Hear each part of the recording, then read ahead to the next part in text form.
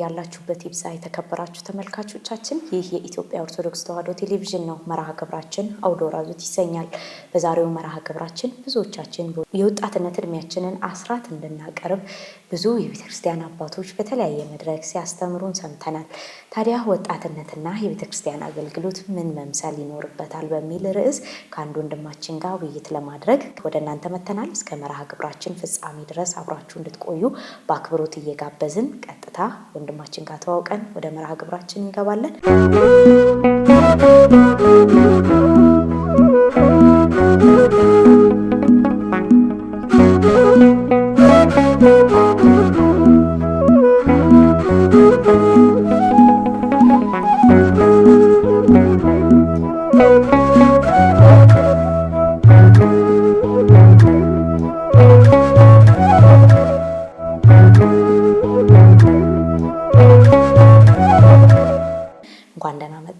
እንኳን ደህና ቆየሽ።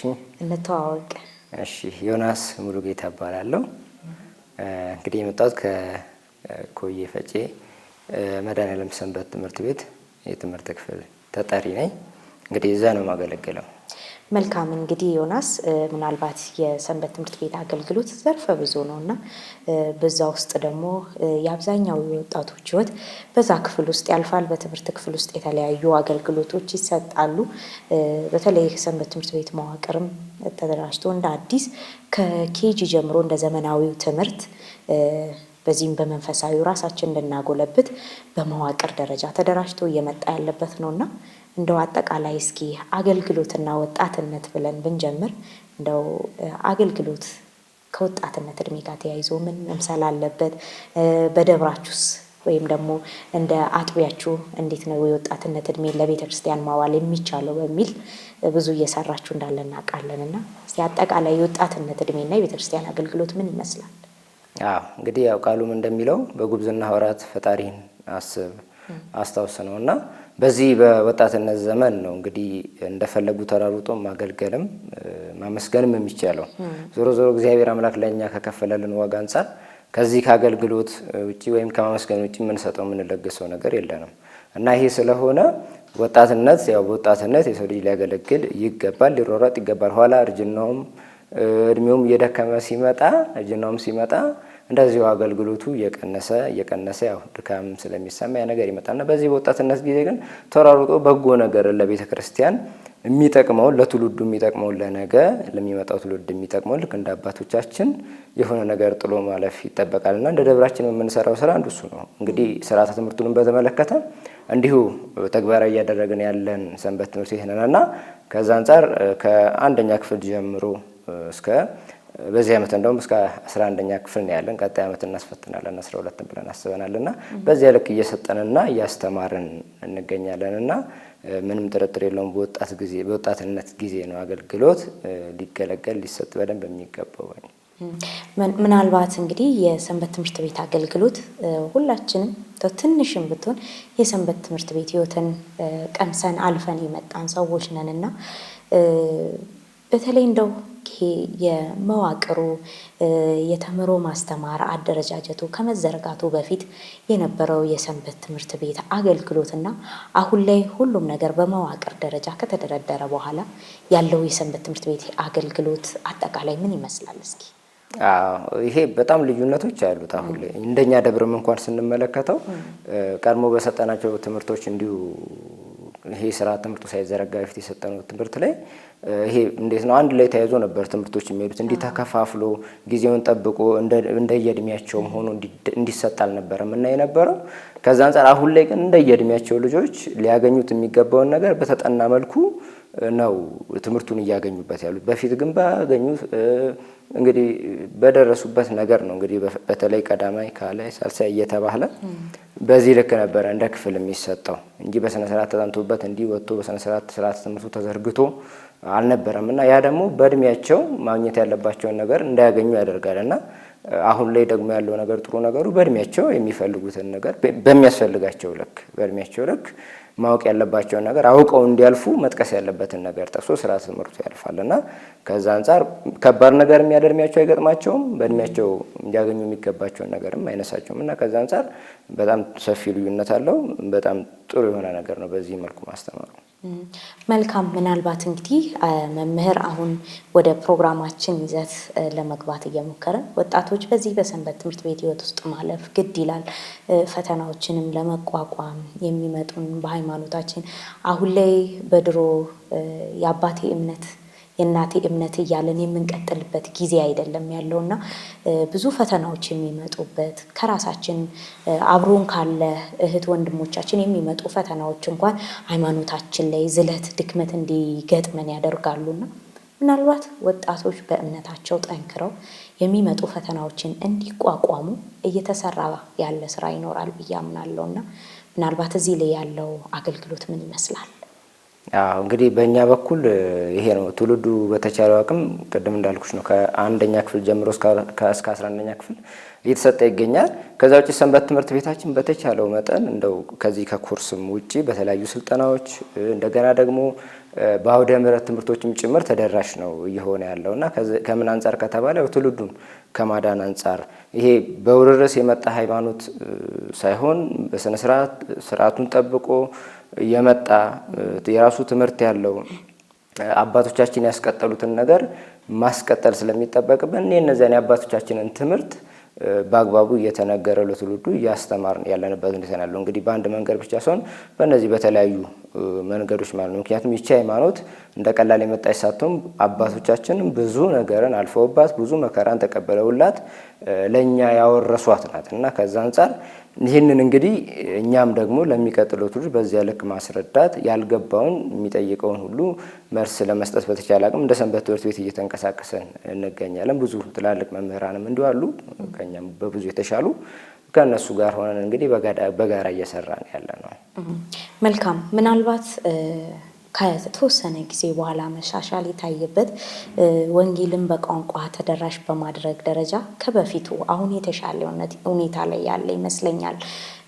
ምናልባት ወደ ኦሮሚያ ክልል፣ ደቡብ ክልል ላይ ብንሄድ ወጣቶች በተለይ ወንጌል በቋንቋቸው ባለመሰበካቸው ብቻ ብዙ እህት ወንድሞችን በተለይ ወጣቱን ትውልድ አጥተናልና በሸገር ሀገረ ስብከት ስር ከሚገኙ አጥቢያዎች መካከል አንዱ በኮዬ የምናገኘው የመድኃኔዓለም ደብር አንዱ ነውና ወጣቶች በቋንቋቸው በሚሰሙት በአፍ መፍቻ ቋንቋቸው ወንጌልን እንዲያውቁ ሃይማኖታቸውን እንዲረዱ እንደ ትምህርት ክፍል ብዙ ትሰራላችሁ የሚል እምነት አለኝና ምናልባት መምህር በቋንቋ ወንጌልን መረዳት ሃይማኖትን ማወቅ ላይ እንዴት እየሰራችሁ ነው ወጣቱን ከማትረፍ አንጻር?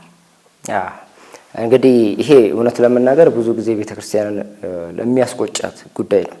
ምክንያቱም ብዙ ሌሎች ተቋማት በዚህ ጉዳይ ላይ በብዙ መንገድ ጥለውን ሄደዋል። እንደሚታወቀው በገጠሩ ክፍላት ቅድም እንዳልሽው በተለያዩ ቦታዎች ላይ ከዚህ ከቋንቋ ጋር በተያያዘ በሚፈልጉት ቋንቋ ትምህርቶች ስለማይሰጡ ብዙ መናፍቃን ገብተው እንግዲህ ብዙ የኛን ሰዎች ኦርቶዶክሳውያንን ብዙዎቹን ከሃይማኖት እንዲወጡ ከመስመር እንዲወጡ አድርገዋቸዋል እና ይሄን ጉዳይ በተመለከተ አሁን ላይ እንደኛ ደብር በተቻለ አቅም በተለይ በኦሮምኛ ቋንቋ እንደውም ከተቻለ እንደው እዛው ሰንበት ቤት ውስጥ ባሉ ልጆችን በተለያየ በሌሎችም እንቅስቃሴ ለማድረግ በጣም እየሞከርን ያለነው በመዝሙሩም ሊሆን ይችላል በትምህርቱም ማለት ነው እና እንደኛ ደብር ያው ጥረቶችን እያደረገን ነው። በትምህርቱ ዙሪያም በሁለቱም ቋንቋ ትምህርቶች እንዲሰጡ ከዚህ በፊትም እንደዚህ ማስታወቂያዎችን ሰርተን እንዲሁ የጀመርንበት ሁኔታዎች አሉ።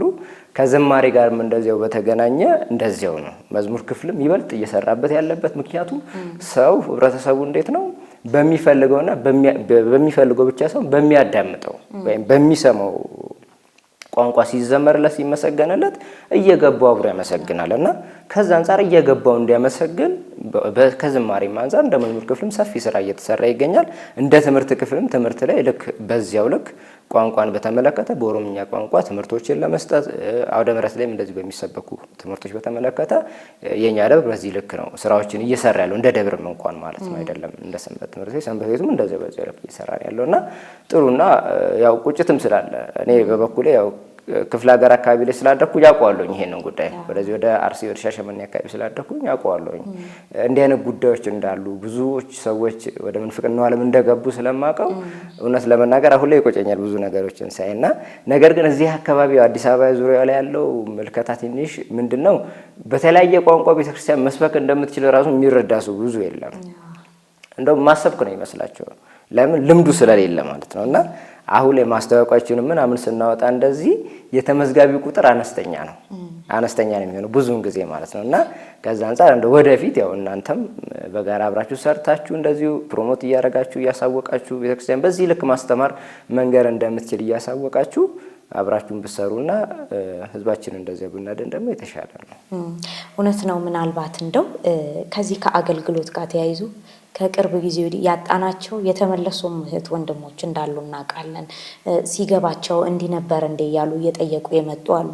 እነዚህ በራሳቸው እንደዚህ አይነት ጥያቄዎች ለኛ የቤት ስራ ያበዛሉ ብዬ አስባለሁ። በተለይ በአገልግሎቱ ዓለምና እንደው የወጣቱ ድርሻ በቤተ ክርስቲያን በእግር ከመመላለስ ይልቅ በልቦናችን እዛ ለመቆየት ብዙ መስራት ይጠበቅብናል ብዬ አስባለሁና ከአገልጋዩም ከተገልጋዩ ወጣትም ምን ይጠበቃል በዚህ ረገድ? እንግዲህ ከአገልጋዩ ምን ይጠበቃል? እግዚአብሔርን አገልግሎት እንግዲህ ቸል ማለት የለብንም። ቃሉም ይነግረናል በቸልተኝነት የእግዚአብሔር አምላክን አገልግሎት ለእግዚአብሔር አምላክ የምናቀርበውን አገልግሎት ቸል ልንል እንደማይገባ፣ ስለዚህ ያለምን ቸልተኝነት ተገቢውን ነገር ማድረግ ይጠበቃል። እንደ አገልጋዩ ስንመለከት ቃሉ ተደራሽ እንዲሆን በቃ ይሄ ሐዋርያዊ ተልእኮ ነው። እዚያ ቦታ እስካለን ድረስ ልንሰራ እስከተቀመጠን ድረስ ያን ቃል ማድረስ ያን ቃል መንገር ይጠበቅብናል። ብዙውን ጊዜ ቸል እንላለን። ያው እኛ ትንሽ አገልጋዮች የምንባል ሰዎች በቤተክርስቲያን ያለን ልጆች ብዙውን ጊዜ ቸል እንላለን በእንደዚህ አይነት ጉዳዮች ላይ። ሌሎች አካላቶች ቅድም እንዳልኩሽ ነው ብንመለከተው በእንደዚህ አይነት ጉዳይ አይተኙም ጭራሽ። ከዛ አንፃር የኛ ግን በዚህ ልክ ነው ምንተኛው የምንሰንፈውና ቸል አለ ማለት በንቃት መስራት ጥያቄዎች ሲመጡ የሚመጡ ጥያቄዎችን እንኳን ሳይቀር በቸልተኝነት አለመመልከት ትኩረት ሰጥቶ መልስ መስጠት። ምክንያቱም ይጠይቃል ትውልዱ። ይብናው ትንንሾች ህፃናት ጋር እንኳን ስናስተምር ብዙ አይነት ጥያቄ ይጠይቃሉ። የእነሱን ጥያቄ ነቀን ባለፍን ቁጥር ወይ ደግሞ ችላ ብለን ባለፍን ቁጥር እነዚያ ልጆች እያጣናቸው ነው። ብዙ ከህፃናት ከትንንሽ ሆነው እንኳን ወደ አሁን ላይ እኛው ሰፈር እንኳን የተለያየ እሑድ ቤተክርስቲያን መምጣት ትተው ግማሾቻቸው አዳራሽ ምናምን አካባቢ የሚታዩ ልጆች አሉ። ለምን? ይሄ ስራ ይፈልጋል። አሁን በዚያ ልክ ስራ ስለሚያስፈልግ እነዚህ ልጆች በትህትና መልስ መስጠት አገልግሎታችንን ማገልገል ይጠበቀብናል። እንደ ተገልጋዩ ደግሞ ያው ከመምህራን የሚሰጣቸውን ሀሳቦች መቀበል፣ ካህናትን እንደዚሁ ማማከር፣ በተቻለ አቅም የካህናትን ምክር መቀበል መስማት፣ እንዲህ አይነት ነገሮች ቢኖሩ መልካም ነውና ይበልጥ ተገልጋዩ ሌላውም አካል ደግሞ እንደዚሁ ወደ ሰንበት ትምህርት ቤት ገብቶ ቢማር ቃለ እግዚአብሔርን ቢሰማ ቢያውቀው ቢረዳው ሞር የተሻለ ነውና ይሄ ቢሆን መልካም ነው ባይነኝ። መልካም መምህር፣ ምናልባት እንግዲህ አሁን ላይ በእናንተ ደብር ላይ ያለውን ብቻ ትኩረት አድርገን አነሳን እንጂ ሁሉም አጥቢያ ቤተክርስቲያናት በሚባል ደረጃ ይህንን አተገባበር የሚፈጽሙበት ሁኔታ ላይ ነው ያሉት። በቅርብ እንግዲህ የተወሰኑ ተማሪዎች በተለይ 11 12 ላይ ያሉ ተማሪዎች ተፈተነው ወደ ተለያየ የስራ ዓለም ወደ ትምህርቱ ዓለም የምናሰማራበት ጊዜ ነው። ይሄ ሰዓት ትልቁ የፈተና ጊዜ ይመስለኛል።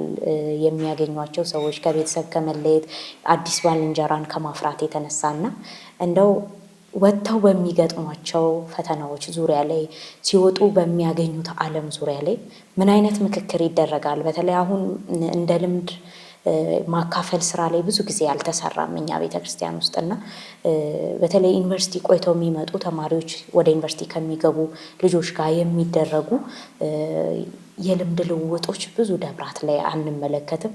ትንሽ ምናልባት እናንተ ላይ እንደዚህ አይነት የልምድ ልውውጥ ስራዎች ለመስራት እየተሞከረ እንዳለ መረጃው አለኝና እነዚህ ልጆች ወደ ሌላው ዓለም በማበርከት እነዛን ተቀብሎ ከማገናኘት ጋር እንዴት ትሰራላችሁ? ምንስ አስባችኋል? ይሄ የአንድ ደብር ጥያቄ አይደለም። ሁላችንም ልንሰራበት የሚገባ የማያውቁትን ዓለም ለመተዋወቅ በሚሄዱበት ሰዓት ቅድመ ዝግጅት ማድረግ ስላለባቸው እዚህ ላይ በደንብ መስራት አለብን ብዬ አምናለሁ።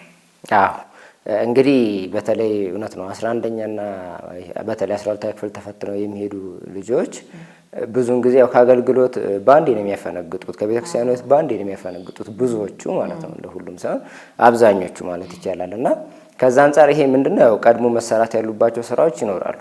እንግዲህ እስከዛሬ ባለን ተለምዶ ነው በጣም ጠንካሮች ነን በጣም ጎበዞች ነን ብለን እንኳን ባናስብም ነገር ግን በጥቂቱ ከምናደርጋቸው ነገሮች ውስጥ በተለይ እንደዚህ ወደ ሌላ ደብር የሚሄዱ ወደ ሌላ ሀገር የሚሄዱ በዩኒቨርሲቲ በትምህርት ምክንያት የሚሄዱ ልጆችን ምንድነው የምናደርገው? በተለይ ቀድሞ ከሄዱ ልጆች ጋር መጀመሪያ ልምድ ሼር እንዲደራረጉ ነው የምናደርገው። እዛ ያለውን ነገር እዛ ሲሄዱ የሚገጥማቸውን ነገር ከዚያ ደግሞ እዛ ከሚገጥማቸው ነገር አንጻር ደግሞ መንፈሳዊነታቸውን እንዴት ማስቀጠል አለባቸው የሚለውን ነገር ጭምር ከነሱ ጋር ልምድ ሼር እንዲደራረጉ ነው የምናደርገው። ከዚያ በዘለለ በተቻለን አቅም ፕሮግራም አዘጋጅተንላቸው እንዲሁ ትምህርትም ልምዶችንም እንዲሁ እንዲያገኙ ከፍ ያሉ መምህራንም ስላሉ በእነሱም ጭምር በደብራችን በሰንበት ቤታችን ስላሉ እንደዚህ አይነት ልጆች ከዛ አንፃር በዚያ ልክ ትምህርትን እንዲያገኙ እና ልምድን እንዲቀስሙ አድርገን ነው ምንልካቸው።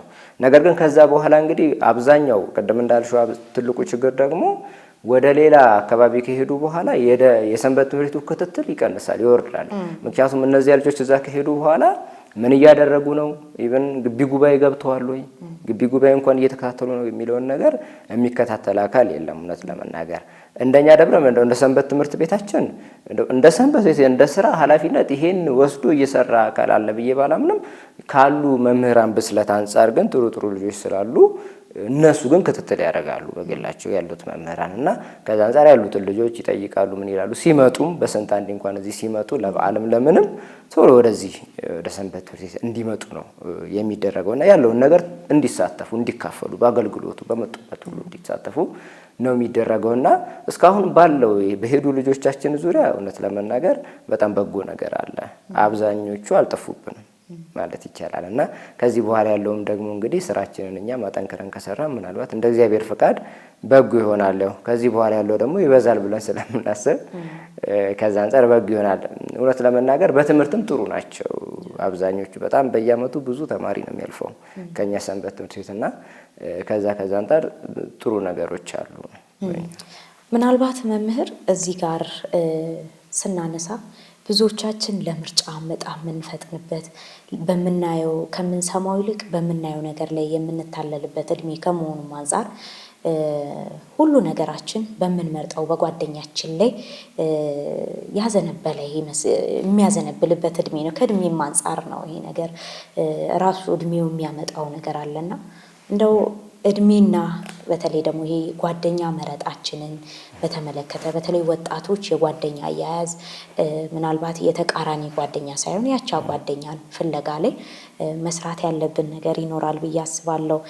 ብዙ ጊዜ በዩኒቨርሲቲ ደረጃ ጓደኞቻችንን ተከትለን ነው የምንጠፋው አብዛኞቻችንና እዛ ላይ እንደው የጓደኛ ምርጫን በተመለከተ ምናልባት መምህር ከቦታ ቦታ ተሸጋግረህ ብዙ ነገሮችን አይተሃል ብዬ አስባለሁ በዚህ እድሜና እቺ እድሜያችን ሰው የምናይበት ሰው የምንከተልበት ከመሆኑ አንፃር እንደው የወጣትነት እድሜያችን በተለይ ከባልንጀራ መረጣ ጋር ተያይዞ እንዴት ማለፍ አለበት ብለህ ታምናለህ? እንግዲህ ከባልንጀራ መረጣ ጋር ተያይዞ ይሄ ወሳኙ ጉዳይ ነው። እንግዲህ የሰው ልጆችን ህይወት ወይም ደግሞ እንዴት ነው ሁኔታቸውን ጭምር ሊወስን የሚችል ጉዳይ ነው። አንድ ሰው ይሄ ማንነት አለው ሲባል የዛን ሰው ማንነት ጭምር ሊወስኑ ከሚችሉ ጉዳዮች አንዱ ጓደኝነት ነው። ምክንያቱም ሰው አዋዋሉን ይመስላል ወይም አብሮት የሚውሉን ሰው ይመስላል። እንደውም ቅዱስ ዮሐንስ አፈወርቅ የቤተክርስቲያናችን ትልቁ ሊቅ ምን ይላል? አዋዋልህን ካዋዋሉ እንግዲህ ሰው እንደሚረዳና እንደሚታይ ከማን ጋር እንደምትውል ከነገርከኝ አንተን አወቅኩ ማለት ነው የሚል አይነት ንግግር አላቸው። ጓደኛህን ከነገርከኝ ንገረኝና አንተን ምን እልሃለሁ አውቃለሁ ወይም እለይሃለሁ ነውና ሰው ጓደኛው ከታወቀ ማንነቱ ይለያል። ምክንያቱም ከመጥፎ ጓደኛ ጋር ወይም ከመጥፎ ሰው ጋር ጥሩ ስነ ምግባር ከሌለው ሰው ጋር የሚውል ሰው በዚያው ልክ ጥሩ ያልሆነ ስነ ምግባር ይኖረዋል። ምክንያቱም ቀስ በቀስ መልካም ስነ ምግባር የነበረው ሰው እንኳን ቢሆን ቀስ በቀስ ያ ባህሪ እየተዋረሰው እየተላመደው መምጣቱ የማይቀር ጉዳይ ስለሆነ ማለት ነው። በዚያው ልክ በተቃራኒው ደግሞ ከመልካም ጓደኛ ጋር የሚውል ከመልካም ሰው ጋር የሚሆን በጎን ከሚያደርግ ሰው ጋር የሚውል ሰው ደግሞ በዚያው ልክ እየተዋረሰው እንደው ክፉ ስነ ምግባር ቢኖረው እንኳን ወደ መልካምነት እየተለወጠ ያ የሱ መልካም ስብዕናው በራሱ እንደው እያስቀናው እየተለወጠ መምጣቱ የማይቀር ነገር ነውና ከዛ አንፃር ሰዎች በጣም ጓደኞቻችንን ስንመርጥ በጣም ጥንቃቄ ማድረግ ይኖርብናልና በመጽሐፈ ምሳሌ ምዕራፍ 27 ከቁጥር 17 ላይ ብረትን ይስለዋል ሰውም እንዲሁ ጓደኛውን ይስለዋል ይላልና ይሄ ማለት ሰው ነው የሰው ልጅ ሊስለው የሚችለው በመልካሙም በክፉም ማለት ነው። ስለዚህ ምናልባት በመጽሐፍ ቅዱስ ታሪክ ብንመለከት ደግሞ እንደዚሁ ደግሞ ከጓደኛ አንፃር ደግሞ ብዙ ችግር ውስጥ የደረሱ እንመለከታለን ወይ ደግሞ ብዙ መልካም ነገርን ደግሞ ያገኙ እንደዚሁ ደግሞ እንመለከታለን። ለምሳሌ የዳዊት ልጅ አቤሴሎም እህቱን ተመኘ፣ ወደዳት፣ ፈለጋት እና ከዛ አንፃር ይህንን ሐሳብ እንኳን በውስጡ ሲመጣ በልበል ያለው ጓደኛው ነበረ። ስለዚህ ጓደኛው በዚህ ነገር ገፋፍቶ ብልህ ስለነበረ ብልጥኔ ብሎ ስለሚያስብ በዚያ መንገድ ይህን ብታደርግ ብሎ መራውና እሱንም ለማይጠቅም ነገር ወደ ሞት አመራው፣ እህቱንም በዚያ ልክ አዋረዳትና በዚያ ልክ እንዲሁ ሌሎች ብዙ ይኖራሉና ከዛ አንፃር ክፉ ጓደኛ ካለ ወደ ክፉ እንሄዳለን። መልካም ሰው ጋር ግንኙነት ካለን ደግሞ እንደዚያው ከመልካም ሰው ጋር መልካም እንሆናለን። በመጽሐፈ አስቴር ላይ የምናገኘው በተለይ የመርዶክዮስን ታሪክ እናገኛለን። ሃማን እንኳን ስናይ ባለቤቱና በዙሪያ ያሉ ሰዎች ናቸው። ለመርዶክዮስ እንግዲህ ስንት ትልቅ ግንድ መስቂያ እንዲያዘጋጅለት የነገሩት እነዚያ ጓደኞቹ ናቸው። እነዚያ በዙሪያ ያሉ ሰዎች ናቸው እና በዙሪያችን ያሉ ሰዎች ጓደኞቻችን፣ ወዳጆቻችን ናቸው ብለን የምናስባቸው አካላቶች ለኛ በጣም ትልቅ ወሳኝ ናቸው። ወይም ማንነታችንን ወዳልሆነም ሆነ ወደ መልካም ነገርም ሊመልሱልን የሚችሉ አካላቶች ናቸውና ከዛ አንፃር ጓደኛ መረጣ ላይ በጣም ጥንቃቄ ልናደርግ ያስፈልጋል። በራሱ ደግሞ ወደ መልካም ጓደኛ ስንመጣ ዳዊትን ማንሳት እንችላለን። እንግዲህ ሳኦልን ያሳድድ የነበረ ዳዊት፣ ዮናታን ግን የማን ልጅ ነው? የሳኦል ልጅ ነው። የሳኦል ልጅ ሆኖ ሳለ ግን ዮናታን መልካም ነበረለት ለማን? ለዳዊት። ሳኦልን ግን ምን ይለው ነበር? ዳዊት ያሳድደው ነበር እና እሱ ግን መልካም ነበረለት። ያ መልካምነት ለዳዊት ለምኑን ጠቀመው ቢባል ደግሞ የእሱ መልካምነት ዳዊት ለእግዚአብሔር መልካም እንዲሆን ረድቶታል። ስለዚህ መልካም ነገር በልቡ እንዲኖር አድርጎታልና ከዛ አንፃር መልካም ሰው ጋር ስንውል መልካም ነገር በውስጣችን ይወረሳል። እንደዚሁ ደግሞ በጎ ካልሆኑ ሰዎች ጋር ስንውል ደግሞ ያ በጎ ያልሆነ ባህሪ ደግሞ ከኛ ጋር እየተዋረሰ ሄድና ወደዚያ መንገድ እንሄዳለን። ከንግግር ይጀምራል፣ ከስድብ ይጀምራል። በራሱ አነጋገራችን በራሱ እኮ ይቀየራል። አንዱ ለቀን ከቤተክርስቲያን ልጆች ወይም እንዲከለመርናቸው አይነት መንፈሳውያን ሰዎች ለየት ብለን 1-2-3 ቀን ወጣ ብለን ብንውል እኮ በሁለትና በሶስት ቀን አነጋገራችን ራሱ ይለያያል፣ ይቀየራል ወደሆነ ነገር ራሱ። ከዛ ስድብን በቀላል እንማራለን በራሱ። ለምን ከተሳዳቢ ጋር የሚውል ሰው ምን ይሆናል? ተሳዳቢ ይሆናል። ለምን ስድብ ሲሰደብ ምን እያለ ይመጣል? እሱም እየተሳደበ ይመጣል፣ መልስ እየመለሰ ይመጣል። እና ከዛ አንፃር እየተዋረሰ ይሄ ነገር በጣም ጥሩ ያልሆነ ስነ ምግባር እንደዚያው ይያዝ እንሄዳለን። እና ከዛ አንፃር ጓደኛ በጣም ስንመርጥ በጣም ጥንቃቄ ማድረግ ይኖርብናል። መጽሐፍን በራሱ ይነግረናል። ክፉ ጓደኛን ከላያችን ከአጠገባችንም ጭምር ልናርቅ እንደሚገባም ጭምር ይነግረናል። ልንመልሰው ማንችለው በተለይ ማራቅ ይኖርብናል። እና ከዛ አንፃር ጓደኛ መረጣ ላይ በጣም ጥንቃቄ ይፈልጋል። ብዙ እህት ወንድሞቻችን እንግዲህ የመጥፋታቸው ምክንያት ወዳልሆነ ዓለም የሚሄዳቸው ወደማይጠቅሙ ዓለም የሚሄዳቸው ምክንያት ይሄ ነው ብዬ አስባለሁ።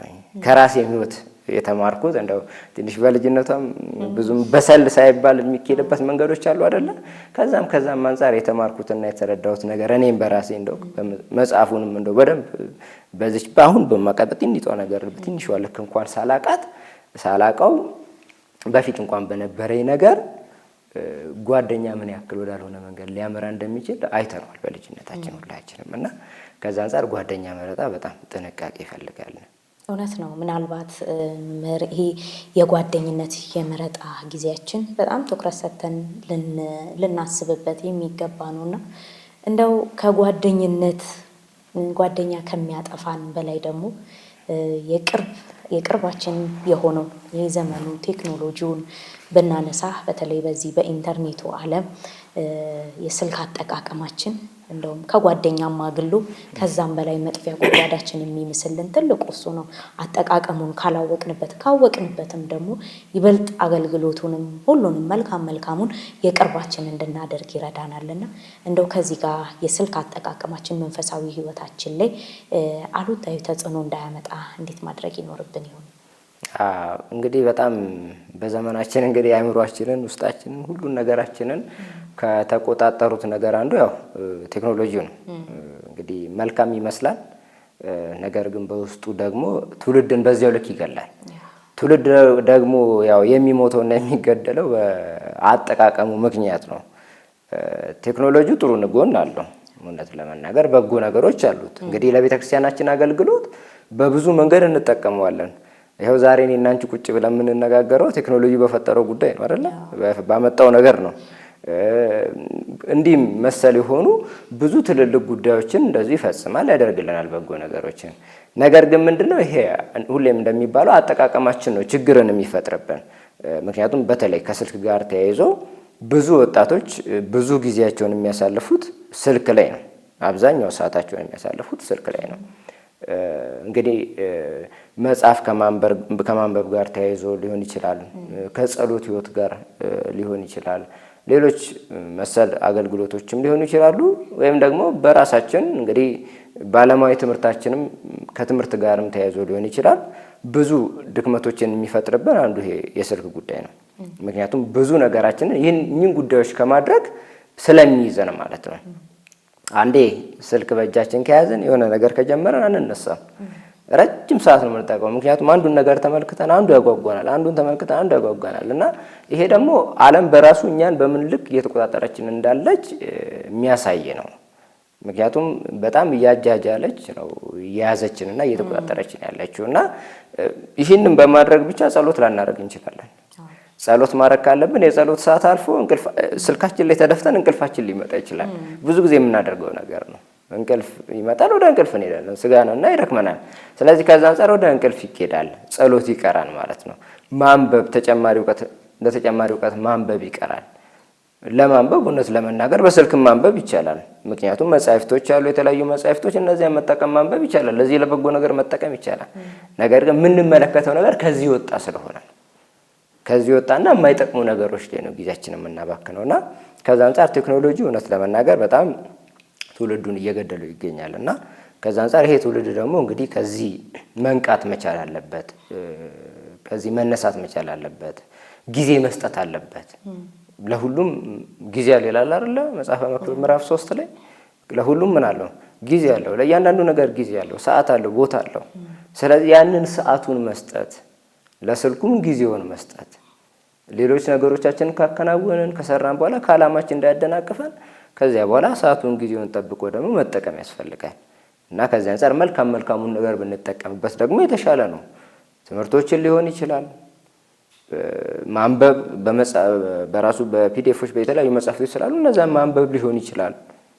ስለዚህ ከዛ አንፃር እነዚህን ሁሉ ነገሮች ማድረግ ይቻላል እና በዚህ ልክ ብንጠቀመው ሞር የተሻለ ነው እና ካልሆነ ግን ከጥቅሙ ይልቅ ጉዳቱ በጣም ያመዝናል። እውነት ነው መምህር። ምናልባት እንግዲህ እነዚህ ጉዳዮች እየተጠራቀሙ በመጡበት ሰዓት ላይ ለራሳችን የሚሰጡን ትልቅ የቤት ስራ አለ። ትኩረታችንን ከመሳብ አልፎ እስከ ተስፋ መቁረጥ ድረስ ያደርሰናልና በተለይ ወጣቶች ተስፋን ከማድረግና ተስፋ በመቁረጥ ውስጥ ያሉ ብዙ እህት ወንድሞች አሉ በዚህ ሰዓትና ምናልባት በተስፋ ማጣት ውስጥ ያሉ ወጣቶች በዚህ ሰዓት ላይ በጣም ብዙ ናቸው ማለት እንችላለን። በብዙ አይነት ሁኔታ ውስጥ ወድቀው ያሉ ቤተሰብን ማገልገል በሚገባቸው ሰዓት፣ ለቤተሰብ መድረስ በሚገባቸው ሰዓት ያልተጠበቀ ቦታ ወድቀው ያሉ ብዙ እህት ወንድሞች ይኖራሉና ምናልባት ከዚህ ጋር ተያይዞ እንደዚህ አይነት ህይወት ውስጥ ያሉ ወጣቶችን እንዴት አድርገን ማግኘት፣ እንዴት አድርገን ቀርበን እንደነሱ ሆነን ወደ ራሳቸው ወደ ቤተሰቦቻቸው መመለስ እንችላለን? በተለይ ከአገልግሎት ጋር አያይዘን።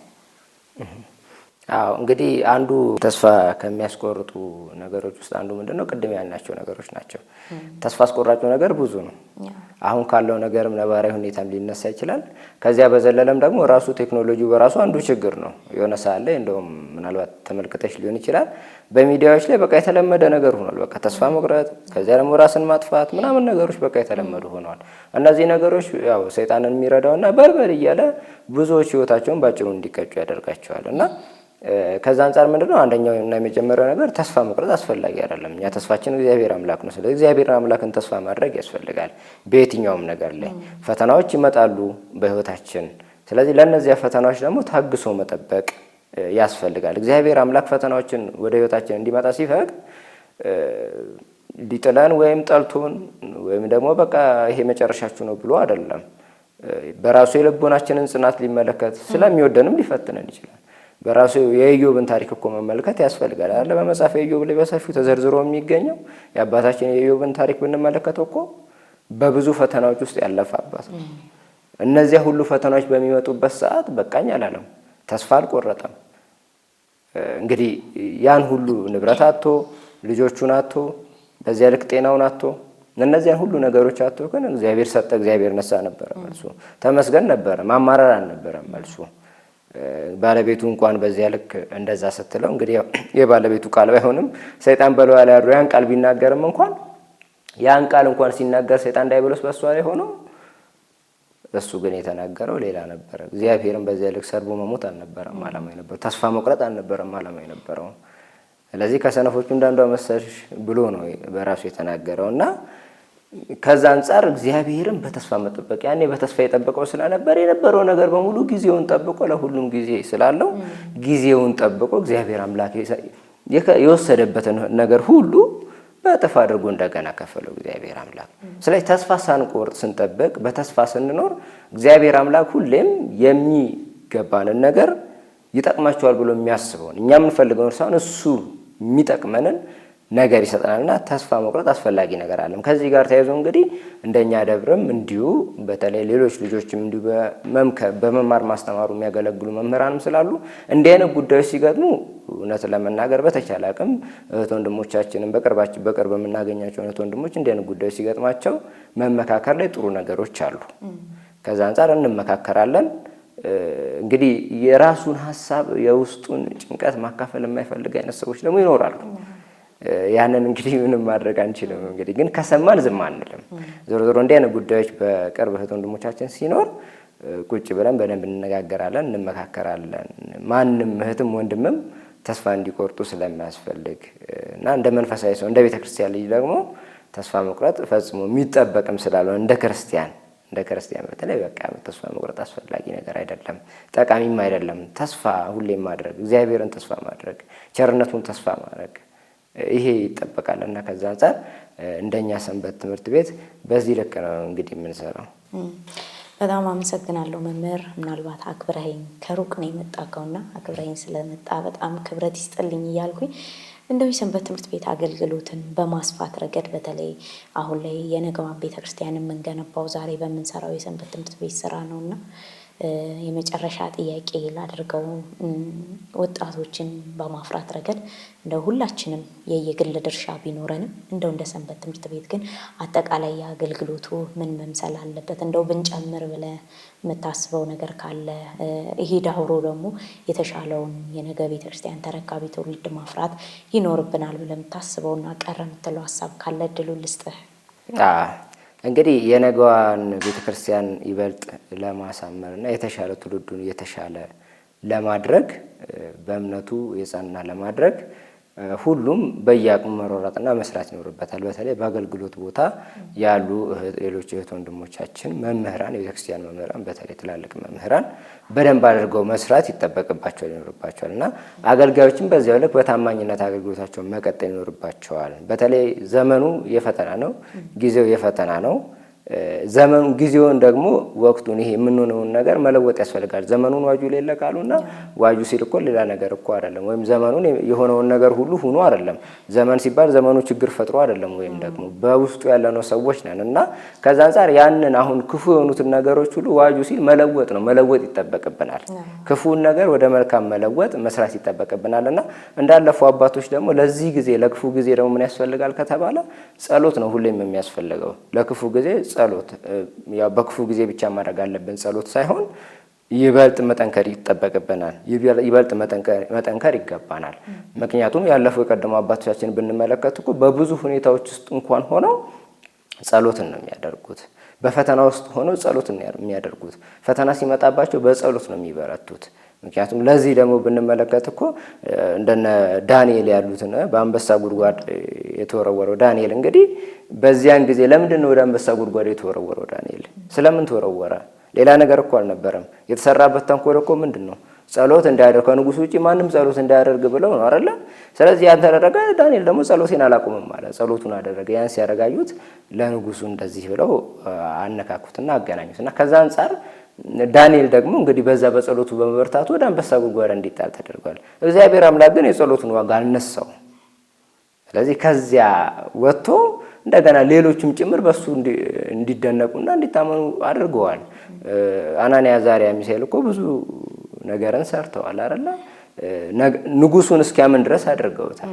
ስለዚህ ይሄ የጸሎት ህይወት ያስፈልጋል፣ መጸለይ ያስፈልጋል። የጸሎት ህይወት በተለይ እንዲህ አይነት ጊዜ ለማሸነፍ መጸለይ፣ ምክንያቱም በጣም ከባድ ጊዜ ነው። በተለይ ወጣቶች በብዙ ነገሮች የተጠመርንበት ጊዜ እና ወቅት ላይ ስላለን ከዛ አንፃር በዚያ ልክ በጸሎት ህይወት መበርታት መጠንከር ያስፈልጋል።